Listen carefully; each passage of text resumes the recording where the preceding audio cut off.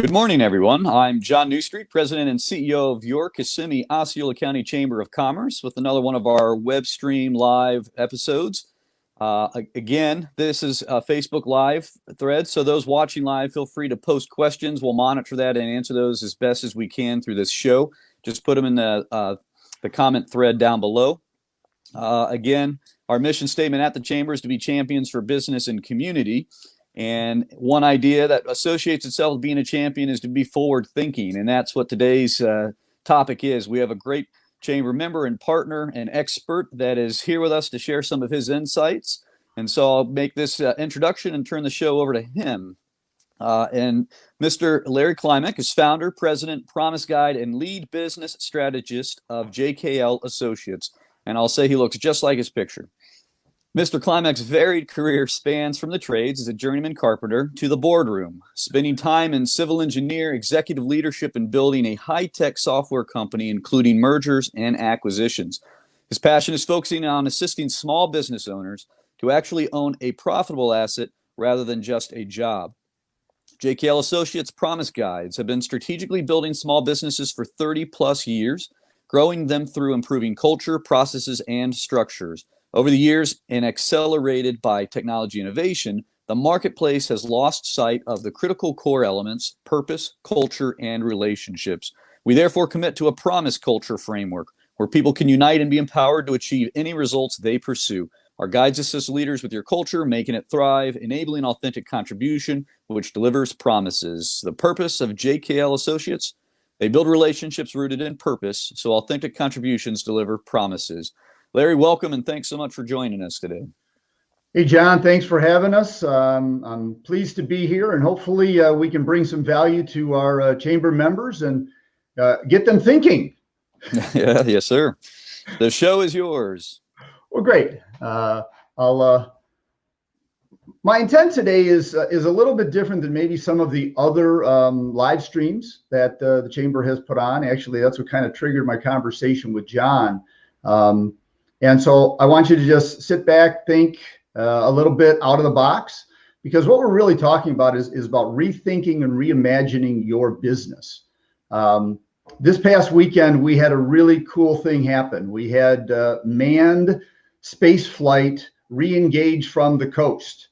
And there was a lot of rethinking and reimagining that, effectively took place to make that happen. So Falcon 9 and Dragon went up, and we had connection with the space station. And if we keep that context alive, there's a lot of things going on in our world right now that require some reimagining and rethinking. So think about the positives, think about where your business has been, where it's going, and hopefully we can bring some fun to that.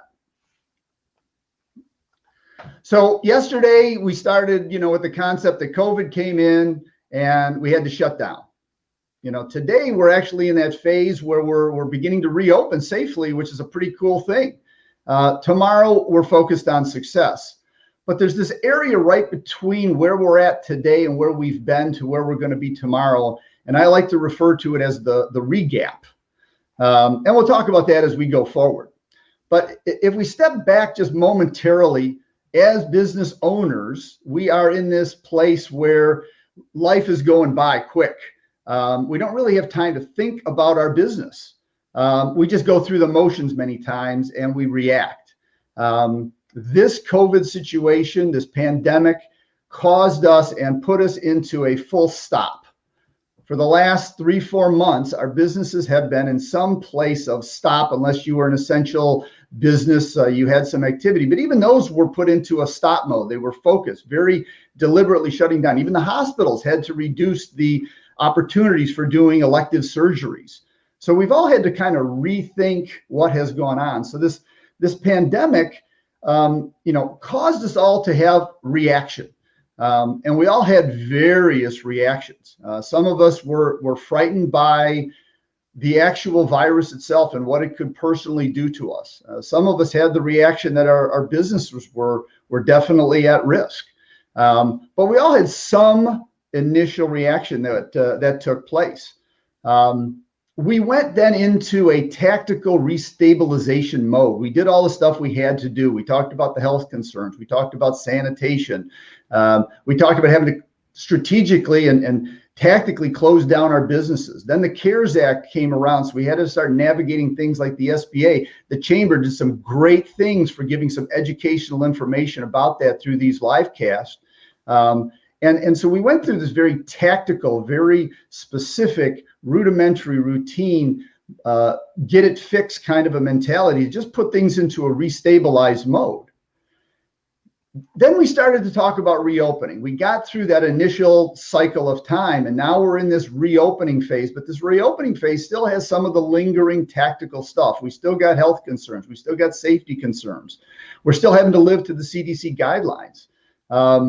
We have to start thinking about signage, telling people to, we always knew washing our hands was good, but now we have to emphasize it. We have to emphasize protectiveness and physical distancing. And maybe that's my words, but I think it's a little more appropriate than this social thing, because as human beings, we need social contact. We are designed around social contact and relationships. But the physical distancing is for our own ability to have good relationships, be longer and healthier. We also have had new workflows that have been introduced into what's going on in the marketplace. And so we're in this rebalancing phase. This all really goes back to this regap area. We have this unique opportunity to rethink and reimagine, realign, retool, totally reinvent, maybe rework parts of our business, recreate it, revise it in some way, reset. We have a reset button. Everybody in the business climate has had to hit a reset button. So we're all kind of starting our businesses afresh, which is kind of a cool reward. We're pivoting from where we were to what is going to be tomorrow. It hasn't been completely defined, and it's going to evolve and change. And things, aren't going to necessarily be the norm. What they're really going to be is they're going to be a start with a new reality. The reality that we go and we experience maybe when we're over at Universal is one kind of a reality. We're small business people. We make mistakes. And it's important that we have an understanding that we have a unique time in history that we can learn from our mistakes and redo them. We get a redo. As a collegiate volleyball official, there's this thing called a reserve. Well, guess what? As businesses, we're getting a redo. We have this unique opportunity in time, but we also have to take into consideration we arrived here because of the pandemic, but when we arrived, we came in with some pre-existing conditions. Unfortunately, this pandemic has been a health issue. Those people who are most affected were those that had compromised immune systems. They had pre-existing conditions.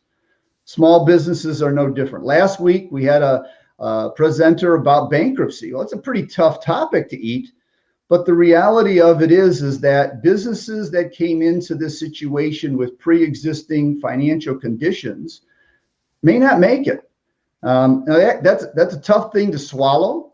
On the other side, as business owners, it gives us a unique opportunity to be ready for what the outcome is. Those companies that go away have customers. And you need to be building those relationships now so that you can service those customers so that they still have a need in the community. Their need didn't go away, but effectively they still have a demand. And so relationships have become a really important part of the learning exercise that comes out of this pandemic.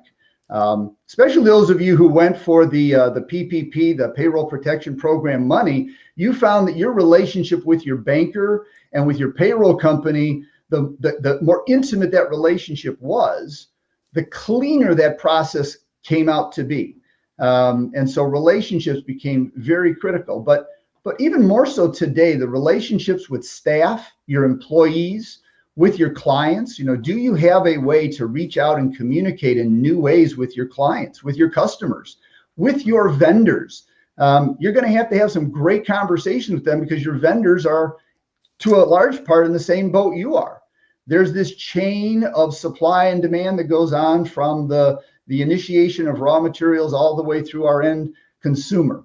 from whether it be food or whether it be material products. So when we start thinking about these things, I want you to take just a few moments. I'm going to rattle a few items off here.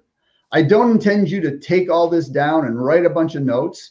As I said to John, if we need to get this to go somewhere in the future, we can come back to it. But what I'd like you to do is just think about a few things you could do. Go ahead, John.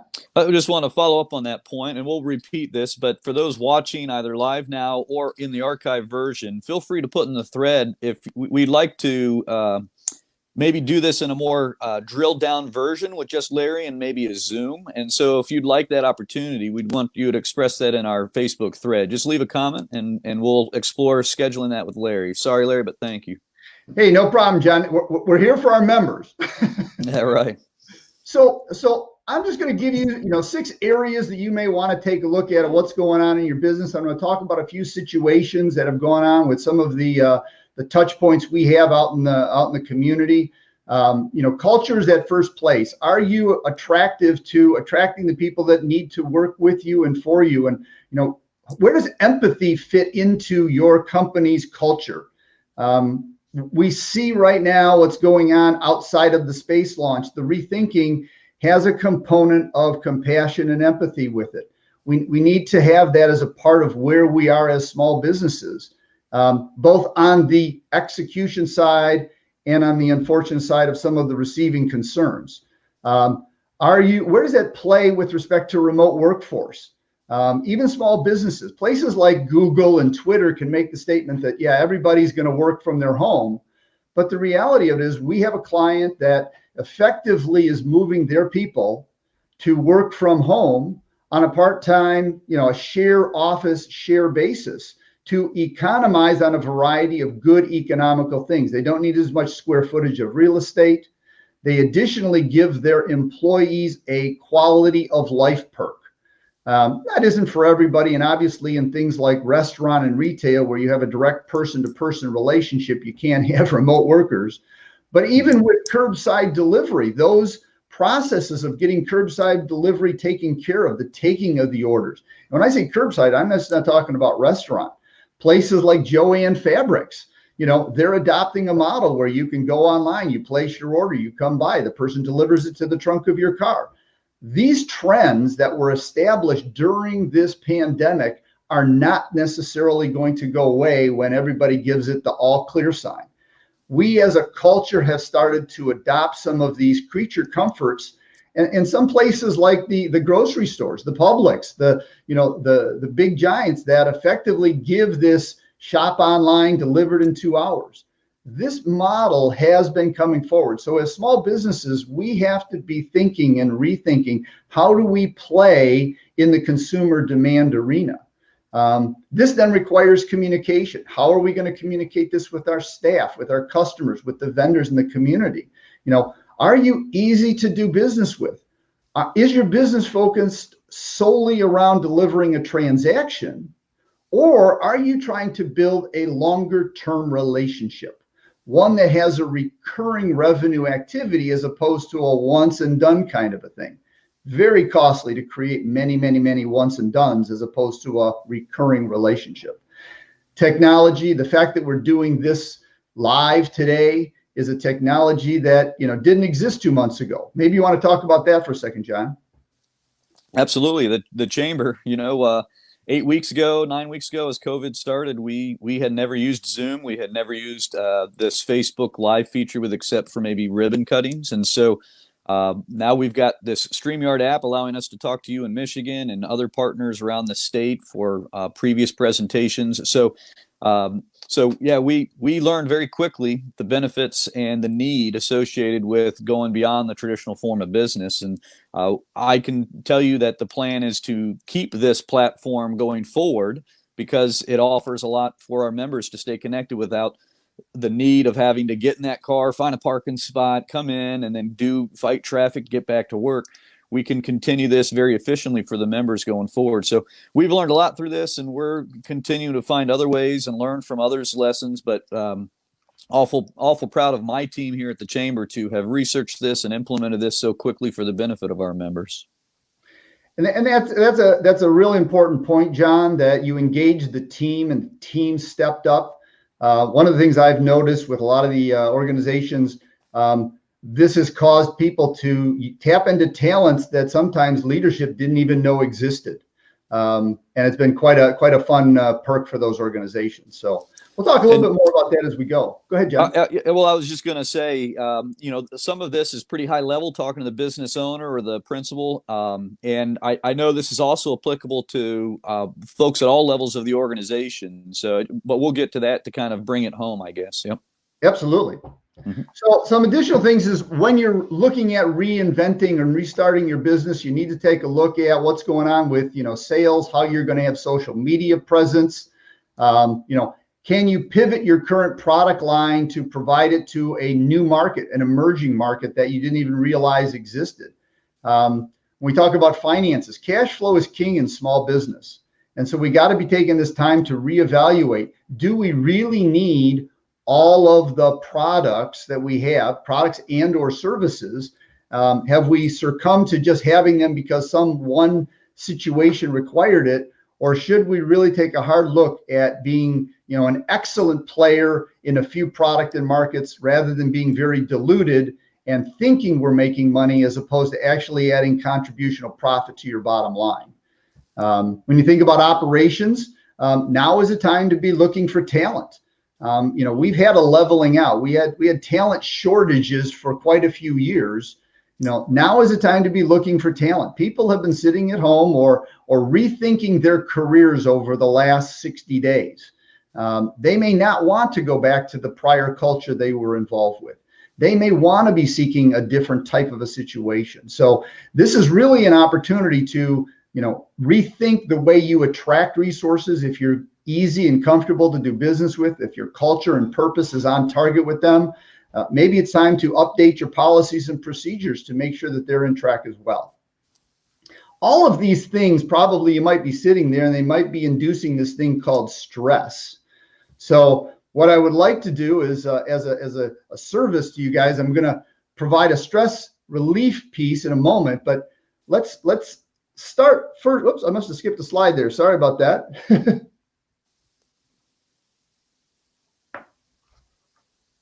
There it is. All right.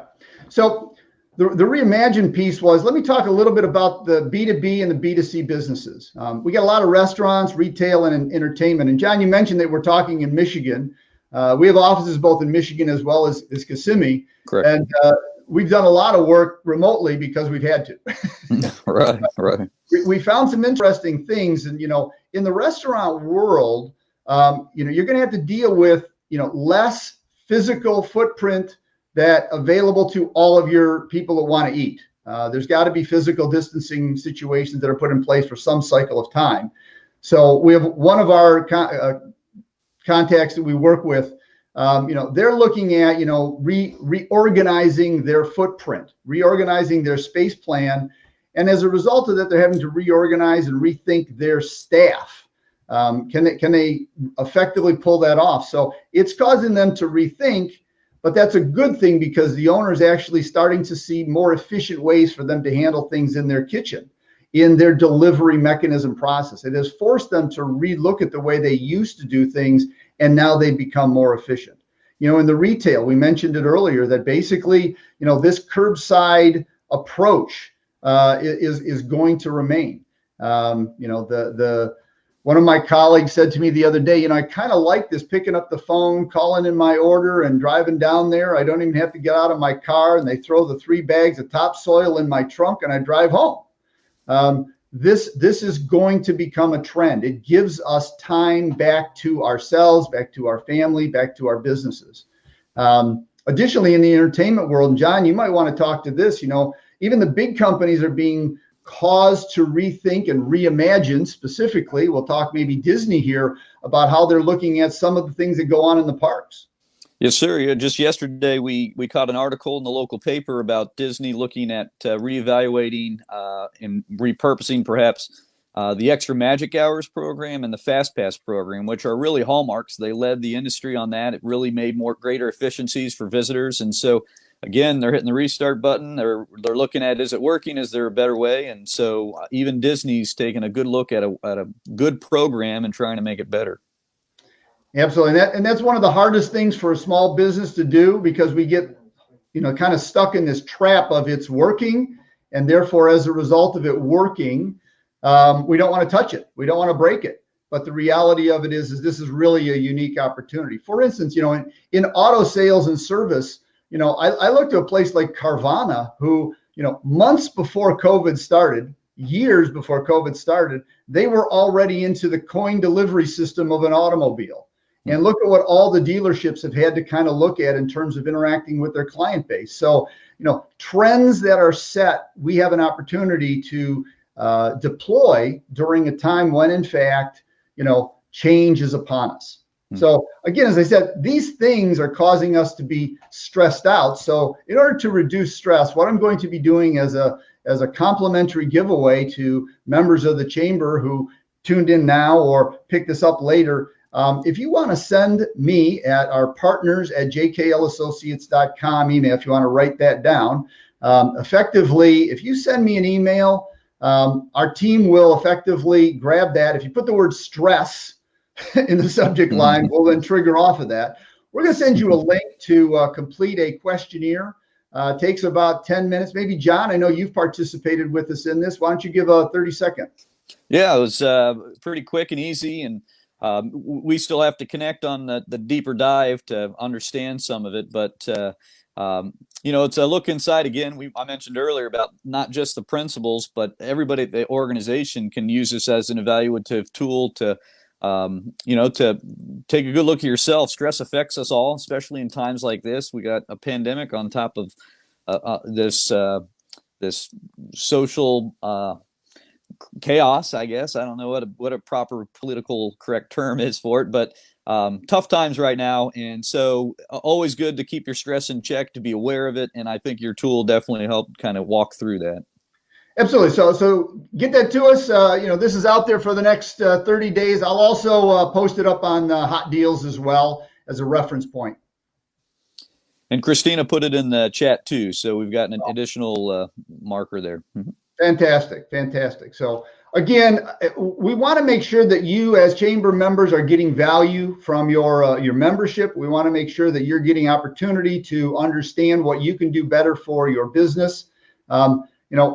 All this leads back to engagement, to re-engage our employees, to re-engage our businesses, to re-engage our customers, to re-engage in the marketplace. There's a lot of re-stuff here, but the biggest one in my mind is we have a fresh restart. We have an opportunity, a unique point in time to look at this, not from an opportunistic perspective, but from an opportunity perspective. This gives us a unique time to rethink our business, reimagine it, and come up with some new ideas, to launch our business so that we can effectively live that dream. I mean, small business ownership is a very cool thing.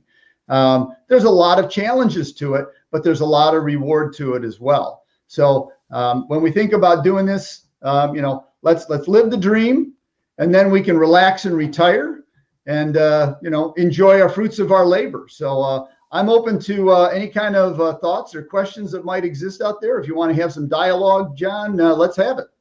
Yes, sir. We'll monitor the chat line there and see if any questions come in. We're trying to keep this to within the 30 minutes. And so I did want to kind of, I guess, bring home some of the more important points, not that they weren't all important, but, the purpose of this conversation is to forward think, to take advantage of this opportunity. And I believe the Chinese symbol for opportunity is the same as threat. And so it's how you read it and how you context it to leverage that. And so this has definitely been a threat to many businesses' bottom lines, but as you say, it's an opportunity. Do you see anybody being able to, going back to how it was before it was the pandemic, to just settle in to say, I know how I did it before, and I'm just going to go back to doing it that way and survive? Is there opportunity in that, or really folks need to be looking at reinventing themselves? I think it's a case-by-case basis, John. I think that there are some very traditional businesses that they will be able to migrate to some degree back to their traditional routines. Unfortunately, I think it also depends on whether there's the energy by the ownership and leadership to move the organization. We do a bit of perpetuation and exit strategy planning. And, if a person's, looking to build their asset for those purposes, they're going to need to embrace some change so that they can re-engage their employees and re-engage their customer base, because their customers will leave them if they're not getting effectively what the new services are that are, being offered in the marketplace. It's always a moving reality. I don't necessarily know whether there is a norm or a normal, because the reality is someone is always advancing the game. I think in some cases we will be able to have some things that will be natural and reoccurring. When you wake up in the morning, your building is still going to unlock the same way. The reality of it is going through the door may be very different, because now you're going to have a temperature check for a while. You're going to have sanitary conditions. You're going to have to follow guidelines. Your customers are going to have to be dealt with in a particular way. Some of those changes are going to cause workflow changes that will actually be better for small business. We will relocate information. We will look at inventory differently. So I think there's going to be some change, which is going to be very difficult to immediately visually see, but are going to have some nice quantifiable financial rewards for small businesses if they embrace them. Do you want to talk just real quick about JKL Associates and your promise culture, how you might walk a business through? And is this just for principals or again, various levels within the organization? Yeah, our real focus here is trying to build a long-term relationship that's rooted in a core purpose of your business, so that everyone in the organization can have a contributional value. So it's executive leadership, it's ownership driven, but ownership can take place at all levels of an organization because everybody has opportunity to contribute. Promise culture is a model that starts with purpose, and we move from that to make both individual and collective promises to the relationships we have, the people in our businesses, our vendors, our customers, our stakeholders. We enhance a communication protocol so that we can better understand and appreciate what's going on. Then we move into a planning. Here are the objectives of what we're trying to accomplish, but we need to measure those so that we can see whether we're effectively accomplishing or we need to rethink or redo effectively what we misaligned. We stumble, we fall, but it's how we pick ourselves up, dust ourselves off, and take the ball down to the next yard line. That's really what we're about here at JKL Associates, is building an asset. Unfortunately, there's too many small business owners that they're great, they're phenomenal. Small business contributes so much to our economic outlook in the United States. It's unbelievable when we see how important of an asset we are. It's not that the big companies aren't important. The small businesses really provide the greatest amount of opportunity for employment and economic growth. Unfortunately, sometimes the owners don't necessarily all participate. So one of the things we like to stress is let's make sure we have a good profit perspective. Let's understand how we do that so that we have longevity to providing community service, community product, community jobs. Outstanding. So I will share with the audience that our conversations, my conversations with Larry, have been both valuable and obviously beneficial. And so again, we wanted to offer anybody watching to just put in the comment section if you'd like to do a deeper dive. It'd be probably a little more intimate within a Zoom setting to really have these conversations with you and your business and really digest this a little further. Do you have anything further as we may close out here, Larry? No, I guess I want everybody to open safely. I want everybody to reopen by rethinking and reimagining and have fun. I mean, let's we've had enough of no fun. Now let's have some fun. Amen. We've got to go in that direction. And you're right. Fun is an important part of it. So appreciate your guidance, appreciate your time and expertise and sharing it with our members today. And I know we'll be in touch. We'll see you more often as we do open up in person. Yep. But thanks for everything you've done. Thanks to our members for staying with us. And we're here to help. Just feel free to call on us, as together we are champions for business and community. Thanks for watching today. Very good, John. Thank you. Thanks, members.